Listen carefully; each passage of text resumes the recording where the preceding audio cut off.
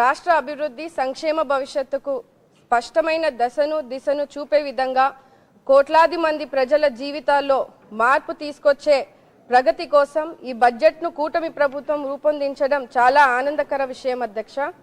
అన్ని వర్గాల సమగ్ర అభివృద్ధి లక్ష్యంగా 3,32,205 కోట్ల రూపాయలతో అన్ని రంగాలను బలోపేతం చేసే విధంగా ఈ బడ్జెట్ను రూపొందించిన మన ప్రియతమ నాయకులు ముఖ్యమంత్రి వర్యులు నారా చంద్రబాబు నాయుడు గారికి, ఆర్థిక శాఖ మంత్రి వర్యులు పయాల్ కేశవ్ గారికి, అలాగే కేంద్రం నుంచి ప్రత్యేక సహాయ సహకారాలు అందిస్తున్నటువంటి మోడీ గారికి, అలాగే పవన్ కళ్యాణ్ గారికి, వ్యవసాయ మంత్రి అచ్చెన్నాయుడు గారికి అభినందనలు కృతజ్ఞతలు తెలియజేస్తా ఉన్నాను అధ్యక్ష. మన ప్రియతమ నాయకులు ముఖ్యమంత్రి వర్యులు నారా చంద్రబాబు నాయుడు గారు ప్రజలకు గట్టి నమ్మకం అధ్యక్ష, విశ్వాసం కూడా అధ్యక్ష.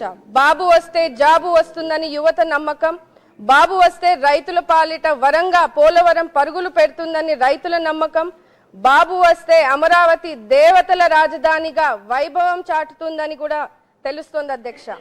సభ్యులందరూ కూడా బడ్జెట్లో అన్ని అంశాలు మాట్లాడారు అధ్యక్ష. నేను ప్రత్యేకంగా మహిళా సంక్షేమ అభివృద్ధి గురించి మాట్లాడదలుచుకున్నాను. మహిళల సాధికారతను రాష్ట్ర అభివృద్ధికి పునాదిగా భవిష్యత్తును దృష్టిలో భావితరాల భవిష్యత్తును దృష్టిలో భావిస్తూ కూటమి ప్రభుత్వం ఈ బడ్జెట్లో మహిళలకు ప్రత్యేక ప్రాధాన్యత ఇచ్చింది అధ్యక్ష. మహిళలను సమాజంలో మరింత గౌరవంగా నిలబెట్టేందుకు 2026-27 బడ్జెట్ కేటాయింపులో 4,582 కోట్ల రూపాయలు ప్రత్యేక కార్యక్రమాలకు కేటాయించడం జరిగింది అధ్యక్ష. సూపర్ 6 ద్వారా మహిళల సంక్షేమానికి పెద్దపీఠం వేస్తూ తల్లికి వందనం పథకానికి 9,668 కోట్ల రూపాయలతో తల్లులకు ఇంట్లో ఎంతమంది పిల్లలు ఉంటే అంతమంది పిల్లలకు డబ్బులు వేసి పిల్లల విద్యకు అండగా నిలుస్తున్నారు అధ్యక్ష. ఇది కేవలం ఆర్థిక సహాయం కాదు, ఇది ప్రతి తల్లికి ఇస్తున్న గౌరవ వందనంగా భావిస్తున్నాం అధ్యక్ష. ఆనాడు మహిళల కన్నీళ్లు తుడవడానికి దీపం పథకం ఇచ్చి ఈ రోజు దీపం 2 పథకం కింద 2,600 కోట్ల రూపాయలు కేటాయిస్తూ ఏడాదికి ఉచితంగా 3 గ్యాస్ సిలిండర్లు ఇచ్చి మహిళలకు వంటింటి కష్టాలను దూరం చేసింది కూడా మన ముఖ్యమంత్రి వర్యులు నారా చంద్రబాబు నాయుడు గారు, కూటమి ప్రభుత్వం అధ్యక్ష. శ్రీశక్తి పథకం కింద మహిళలకు ఉచిత బస్సు ప్రయాణం కోసం 1,420 కోట్ల రూపాయలతో కేటాయించడం జరిగింది అధ్యక్ష. మహిళలకు కేవలం ప్రయాణ సౌకర్యమే కాదు, ఇది స్వేచ్ఛకు ఒక పాస్పోర్ట్ లాగా అధ్యక్ష, ఉపాధికి ఇచ్చినటువంటి మార్గం అధ్యక్ష, ఆత్మవిశ్వాసానికి ఇచ్చినటువంటి రెక్కలని కూడా ఈ సందర్భంగా తెలియజేస్తున్నాను అధ్యక్ష.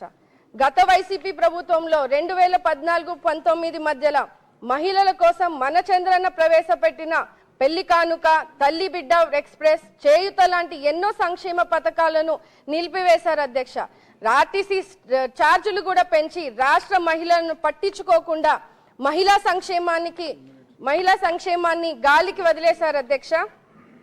మన కూటమి ప్రభుత్వంలో మహిళలకు సామాజిక, ఆర్థికంగా, ఆరోగ్య పరంగా అలాగే రాజకీయ భద్రతకు కలిగిస్తూ ఈ 4 స్తంభాలపై మహిళా సాధికారతకు నిర్మించడం రాష్ట్ర మహిళల తరఫున మన ముఖ్యమంత్రి వర్యులకు ధన్యవాదాలు తెలియజేస్తున్నాను అధ్యక్ష.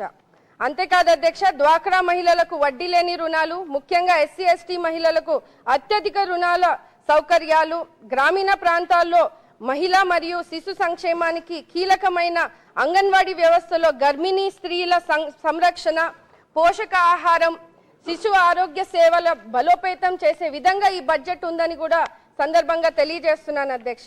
మహిళలు ఉపాధి కోసం ఎదురు చూసే స్థితి నుంచి ఉపాధి కలిగించే స్థాయికి తీసుకెళ్లడమే ముఖ్యమంత్రి గారి లక్ష్యమని కూడా ఈ సందర్భంగా తెలియజేస్తున్నాను అధ్యక్ష. ప్రతి కుటుంబంలోనూ కనీసం ఒక్క మహిళా వ్యాపారిగా తీర్చిదిద్దే దిశగా 1 ఫ్యామిలీ 1 ఆంటర్‌ప్రెన్యూర్ లక్ష్యంతో కుటుంబ ఆదాయం ఒకే వనరుపై ఆధారపడకుండా మహిళలను కూడా ఆర్థిక భాగస్వామిగా మార్చే విధంగా అమలు చేస్తూ దానికోసం వ్యాపార నైపుణ్యం, మార్కెటింగ్ మద్దతు, డిజిటల్ లావాదేవీలపై అవగాహన, ప్రభుత్వ కొనుగోలులో మహిళల పారిశ్రామికవేత్తలకు 45% రిజర్వేషన్ను కూటమి ప్రభుత్వం అమలు చేయడం.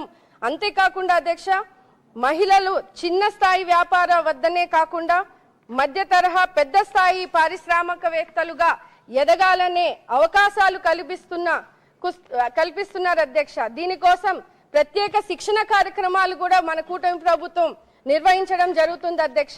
ఇది కేవలం నగదు బదిలీ కాదు అధ్యక్ష, ఇది మహిళలకు ఆర్థిక భరోసా, కుటుంబానికి స్థిరత్వం, భవిష్యత్తుకు ఒక నమ్మకం అని కూడా ఈ సందర్భంగా తెలియజేస్తున్నా అధ్యక్ష. ఒక రకంగా చెప్పాలంటే మహిళా సంక్షేమానికి ఆంధ్రప్రదేశ్లో అమలు చేస్తున్న పథకాలకు దేశానికి ఒక కేస్ స్టడీగా నిలుస్తాయి అధ్యక్ష. ఈ బడ్జెట్ మహిళలను కేవలం లబ్ధిదారులుగా కాకుండా రాష్ట్ర అభివృద్ధికి భాగస్వామిగా గుర్తించిన ఈ బడ్జెట్ గా భావిస్తున్నాం అధ్యక్ష.